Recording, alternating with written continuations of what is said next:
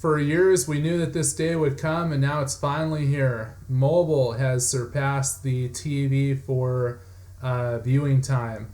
For years, we knew that someday that the cell phones would beat the TVs, but now, according to a new survey and study done by eMarketer, we're now finding that on average, obviously some people will do more and some will do less, but on average, in the study, people were clocked at 3 hours and 43 minutes a day on their cell phone, watching their cell phone, looking at their cell phone, and 3 hours and 35 minutes watching TV. So we're finally at the point now where, in terms of attention, cell phones are now surpassing the mobile devices. And the thing that I think that's most interesting that doesn't get talked about a lot is people's attention, because now we have a phenomenon where somebody might be watching TV, but they're really paying more attention to their phone than they are while they're watching TV. Like a lot of people, they do both.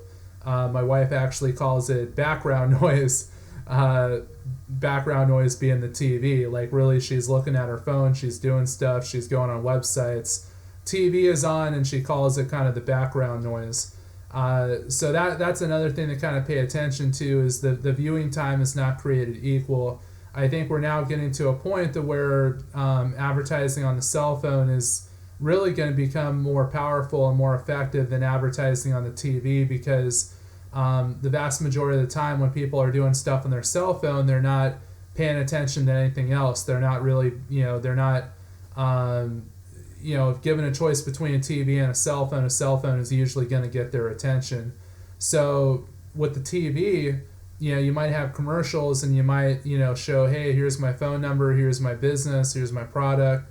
But are people really paying attention? Like you have the Nielsen ratings and you have the viewership of like, oh, you have this many people tuned into the channel, but how many of those people are actually paying attention? You advertise on the cell phone, and the odds of somebody paying attention and actually seeing the ad is a lot better than what it is on the TV.